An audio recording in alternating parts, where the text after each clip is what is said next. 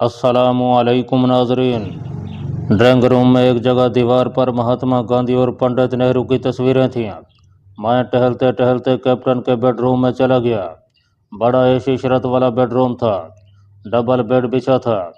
हालांकि पंकज बाबू की ज़बानी मुझे मालूम हुआ था कि कैप्टन सान्याल की अभी शादी नहीं हुई। दीवार पर आमने सामने नीमुरी औरतों की पेंट की हुई तस्वीरें सजी थीं। मैं वापस आकर ड्राइंग रूम में बैठ गया और वहाँ पड़े हुए अखबार देखने लगा। अंग्रेजी के एक अखबार के आखिरी सफ़े पर मिलिट्री फाउंडेशन के बाहर सूबेदार दरगाह दास और उसके गार्ड की खबर छपी हुई थी। किसी की तस्वीर साथ नहीं थी। मैंने इस खबर को गौर से पढ़ा। खबर में लिखा था कि फौज के रिटायर्ड सूबेदार दरगाह दास को कश्मीरी कमांडोज ने कत्ल किया है। अभी तक कश्मीरी हुर्रियत परस्तों ने इस कत्ल की जिम्मेदारी कबूल नहीं किया।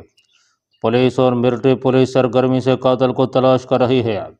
ये उसी रोज़ का अखबार था। दूसरे रोज़ अखबार बंगला ज़बान के थे। जाहिर था उनमें भी ये खबर ज़रूर छपी होगी। 11 बजे के बाद कैप्टन सान्याल आ गया।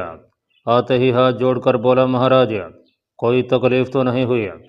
मैंने कहा, अरे नहीं सान्याल जी, मैं तो बड़े मज़े से रहा हूँ यहाँ। बस सब वक्त निकाल कर मुझे चंद्रनगर की सैर करा दें। इसी घर से मैं यहाँ आया हूँ। कैप्टन सान्याल मेरे सामने अदब से बैठ गया। कहने लगा, महाराज आपने उमा कुमारी को अच्छा करके हमारी फैमिली पर जो एहसान किया है हम उसे कभी नहीं भूल सकेंगे। मैंने कहा, वो तो मेरा फ़र्ज था कैप्टन साहब। फिर मैंने उसे बताया कि एक लड़की का फ़ोन आया था। उसने नाम बताया था महाराज।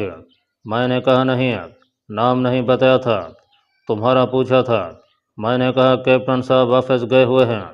बंगाली कैप्टन के चेहरे पर खुशगवार सी मुस्कुराहट फैल गई। बोला, कांता हो गया। फिर ये कहकर दूसरे कमरे की तरफ चला गया कि महाराज मैं कपड़े बदल लूँ, फिर शहर की सैर को चलते हैं। मैंने गाड़ी इसलिए वापस नहीं जाने दिया। थोड़ी देर बाद मैं कैप्टन सान्याल के साथ स्टाफ कार में बैठा चंद्रनगर के जदीद और कदीम इलाकों से गुजर रहा था। दरियाए हंगली चंद्रनगर शहर के पहलू में बहता है। घाट पर आए और एक कश्ती लिया और दरिया की सैर करने लगे। कैप्टन सान्याल ने कहा, महाराज पंकज बाबू ने मुझे फ़ोन पर बताया था कि आप वेद भी हैं और ज्योतिष का ज्ञान रखते हैं। मैं इस बंगाली कैप्टन को किसी लालच में फंसना चाहता था। उसने खुद ही मुझे इसका मौका मुहैया कर दिया था। मैंने कहा, जी हाँ, असल में तो मैं ज्योतिषी ही हूँ। आयुर्वेद का इल्म तो मैंने अपने शौक के वास्ते हासिल किया था। ज़रा हाथ दिखाओ अपना। उसने फ़ौरन अपना हाथ मेरे आगे कर दिया। किसी भी ज्योतिषी को हाथ दिखाना और किस्मत का हाल मालूम करना इंसान की बड़ी कमज़ोरी होती है। मैं उसकी हथेली की लकीरों को यूं ही गौर से देखने लगा। हालांकि मुझे कुछ मालूम नहीं था कि इन आड़ी तिरछी लकीरों का कोई मतलब भी निकलता है या नहीं।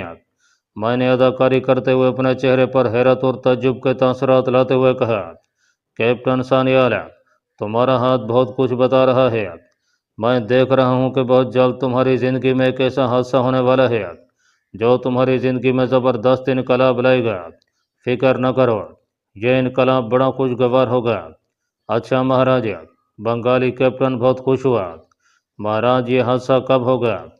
मैंने उसकी हथेली को इधर से उधर दबाते हुए कहा, मगर तुम्हारी राह में एक बहुत बड़ी रुकावट भी है।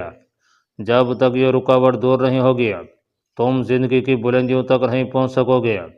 बंगाली कैप्टन फिक्रमंद हो गया। बोला, महाराज यह रुकावट कैसे दूर होगी? मैंने उसकी हथेली को बंद करते हुए कहा, इसकी तुम चिंता न करो, यह रुकावट हम दूर कर देंगे, मगर अभी नहीं। आज चंद्रमा की कितनी तारीख है? उसने कुछ सोचकर कहा, शायद 6ठी तारीख है। मैंने कहा, हमारे गुरुजी ने हमें ताकीद की हुई है कि चंद्रमा की 15 तारीख तक ऐसा जैचा नहीं बनाना जैसा जैचा तुम्हारा बनेगा। कैप्टन सान्याल ने आजी से कहा, महाराज प्लीज़ आप इतने दिन मेरे पास ही ठहरें। मैंने मुस्कुराते हुए कहा, फिक्र न करो, जब तक हम तुम्हारा जैचा बनाकर तुम्हारी जन्म रेखा के आगे आई हुई खतरनाक रुकावट को दूर नहीं कर देंगे वापस नहीं जाएंगे। कैप्टन सान्याल ने हाथ जोड़ दिए। महाराज आपकी यह मुझ पर बड़ी कृपा होगी। जिस तरह आपने उमा कुमारी की बीमारी ख़त्म कर दी है उसी तरह मेरी तरक्की की राह में जो रुकावट खड़ी है उसे भी हमेशा के लिए दूर कर दीजिएगा। मैंने कहा, भगवान ने चाहा तो ऐसा ही होगा।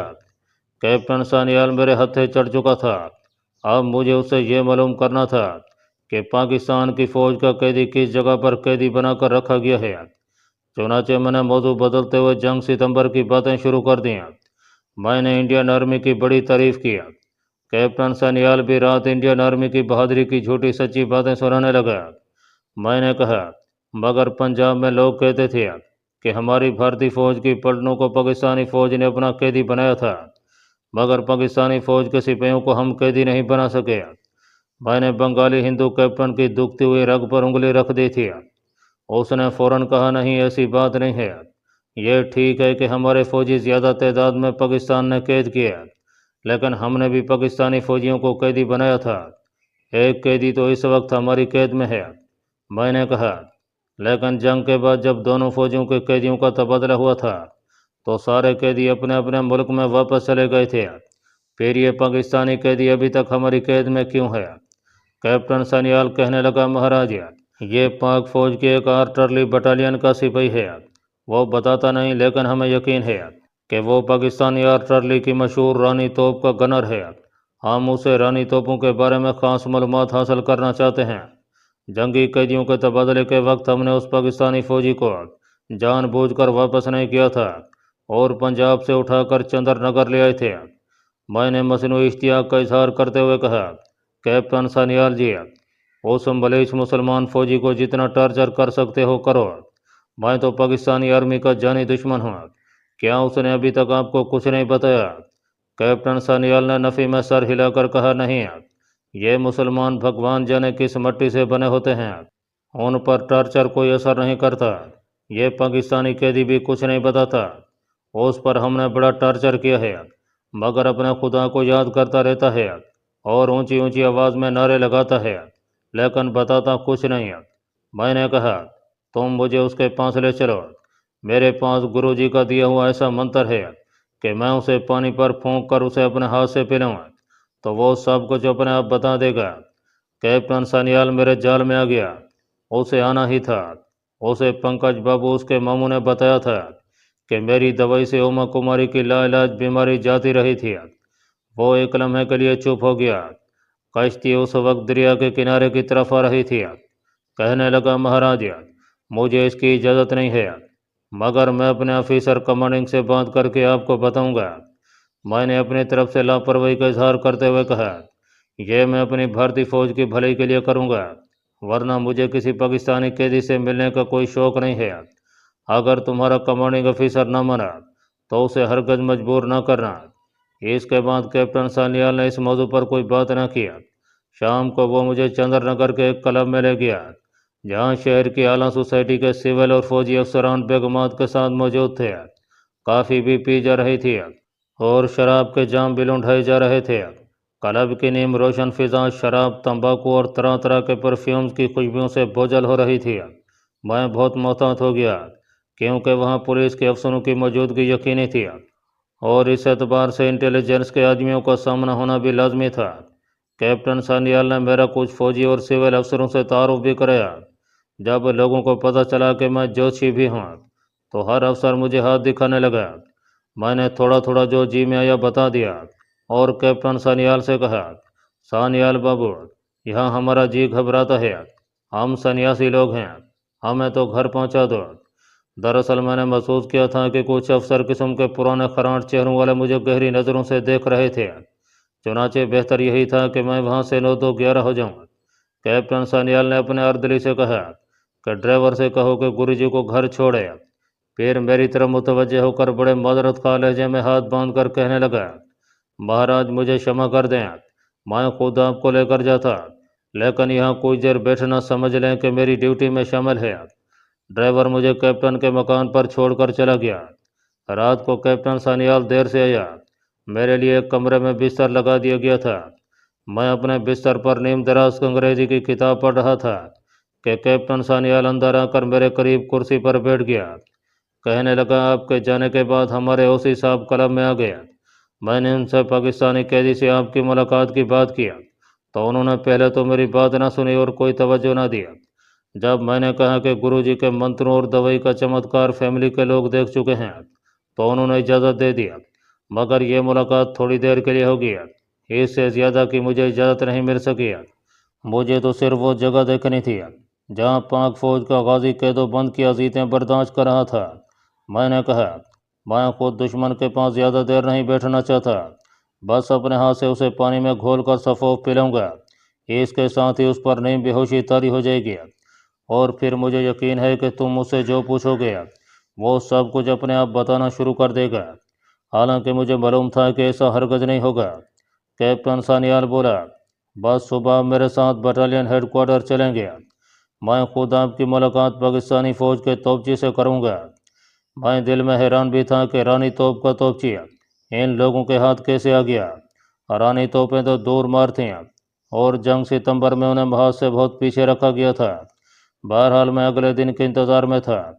دوسرے دن کیپٹن سانیال نے میرے ساتھ ہی ناشتہ کیا اور مجھے اپنے ساتھ فوجی گاڑی میں بٹھا کر اپنے بٹالین یا رجمنٹل ہیڈ کوارٹر لے گیا۔ یہاں اس کا آفس تھا۔ کچھ دیر بعد میں اس کے آفس میں بیٹھا کافی پیتا رہا۔ اس دوران کیپٹن سانیال شاید پاک فوج کے جنگی قیدی سے میری ملاقات کے کچھ انتظامات میں لگا رہا۔ کچھ وقت گزرنے کے بعد آیا اور مسکراتے ہوئے بولا، چلیے مہاراج، آپ کو دشمن کے جنگی قیدی سے ملاتے ہیں۔ بھگوان کرے کہ آپ کے منتروں کا اس پر اثر ہو جائے اور وہ ہمیں وہ تمام معلومات حاصل ہو جائیں جو ہم اس سے حاصل کرنا چاہتے ہیں۔ میرا خیال تھا کہ قیدی کو وہیں ہیڈ کوارٹر کے کسی تہہ خانے میں رکھا گیا ہوگا، مگر وہ وہاں نہیں تھا۔ کیپٹن سانیال نے مجھے گاڑی میں بٹھایا اور گاڑی ہیڈ کوارٹر سے نکل کر دریائے ہنگلی کے ساتھ ساتھ جانے والی سڑک پر چل پڑی۔ چاندر نگر کوئی ایسا شہر نہیں ہے جہاں کوئی جنگل پہاڑ وغیرہ ہوں۔ یہ میدانی علاقے کا ایک شہر ہے جو کلکتہ سے شمال مغرب کی جانب، جہاں تک مجھے یاد ہے، 30-32 میل کے فاصلے پر واقع ہے۔ دریائے ہنگلی شہر کے بالکل ساتھ بہتا ہے۔ آس پاس کھیت بھی ہیں، گھاس کے میدان بھی ہیں، آموں کے باغ بھی ہیں۔ چائے کے باغ تو نہیں، مگر چائے پیک کرنے کے 2-3 کارخانے ضرور تھے۔ وائن بنانے کی فیکٹری بھی تھی۔ چونکہ اس شہر کی کاروباری اعتبار سے کوئی اہمیت نہیں تھی، اس لیے وہاں ماڈرن قسم کی اونچی عمارتیں اور شاپنگ سینٹر نہیں تھے۔ پرانی وضع کی کوٹھیاں اور مارکیٹیں تھیں۔ ہماری گاڑی شہر سے باہر نکل آئی تھی۔ کیپٹن سانیال گاڑی خود چلا رہا تھا، اردلی اور ڈرائیور ساتھ نہیں تھا۔ میں نے اسے کہا، آپ لوگوں نے قیدی کو کسی دوسرے شہر میں رکھا ہوا ہے؟ سانیال مسکراتے ہوئے کہنے لگا، نہیں سوامی جی، بس تھوڑی ہی دور جانا ہے۔ اصل میں جہاں ہم اس قسم کے جنگی قیدیوں سے پوچھ گچھ کرتے ہیں وہ جگہ ہم نے شہر سے باہر ایک پرانے محل کے کھنڈر میں بنی ہوئی ہے۔ میں خاموش رہا۔ تھوڑی دیر بعد مجھے ایک اونچے ٹبے پر ایک پرانی تاریخی عمارت دکھائی دی۔ قریب جا کر دیکھا تو یہ تاریخی عمارت کا کھنڈر ہی باقی رہ گیا تھا۔ احاطے میں بانس کا دروازہ بنا ہوا تھا۔ دریائے ہنگلی عمارت کے ٹبے کے پیچھے سے ہو کر گزر رہا تھا۔ یہ بنگال کے مسلمان نوابوں کے زمانے کی کوئی تاریخی عمارت تھی جو اب ویران پڑی تھی اور فوج نے اس پر قبضہ کر لیا ہوا تھا۔ پتھر کی سیڑھیاں اوپر عمارت کے دروازے تک جاتی تھیں۔ ایک فوجی یہاں پہرے پر کھڑا تھا۔ کیپٹن سانیال مجھے ساتھ لے کر عمارت کے ویران برآمدے سے ہوتا ہوا ایک کمرے میں لے آیا۔ یہ فوجی دفتر تھا۔ یہاں کیپٹن نے ایک رجسٹر پر کچھ لکھ کر اپنے دستخط کیا۔ یہاں سے ایک فوجی ہمارے ساتھ ہو گیا۔ اس کے ہاتھ میں چابیوں کا گچھا تھا۔ اس جگہ آتے ہی میں نے ایک ایک چیز کا گہری نظر سے مشاہدہ کرنا شروع کر دیا تھا۔ ہم تاریخی عمارت کے کھنڈر کے عقب کی طرف آ گئے تھے۔ یہاں سے نیچے دریا صاف نظر آ رہا تھا۔ دوسرے کنارے کے درخت بھی دکھائی دے رہے تھے۔ دریا پر ایک بادبانی کشتی چلی آ رہی تھی۔ اس جگہ ایک بوسیدہ اور نیم روشن زینہ نیچے جاتا تھا۔ نیچے تہہ خانے کا دروازہ تھا۔ فوجی جو ساتھ آیا تھا اس نے چابی لگا کر دروازہ کھول دیا اور خود پیچھے ہٹ کر کھڑا ہو گیا۔ تہہ خانے میں سے ہلکی ہلکی بیمار سی روشنی نکل رہی تھی۔ یہ بجلی کے کمزور بلب کی روشنی تھی۔ کیپٹن سانیال نے فوجی سے کہا کہ وہ پانی کا گلاس لے کر آئے۔ ہم اب تہہ خانے میں داخل ہو گئے۔ اس تہہ خانے میں فرش پر ٹاٹ بچھا تھا۔ دیوار کا سہارا لیے ایک سانولے سے نوجوان کو دیکھا جس کی خاکی فوجی وردی میلی چکٹ ہو رہی تھی۔ داڑھی بڑی ہوئی تھی، چہرے پر خراشوں اور زخم کے نشان تھے۔ ہم اس کے قریبی ٹاٹ پر جا کر بیٹھ گئے۔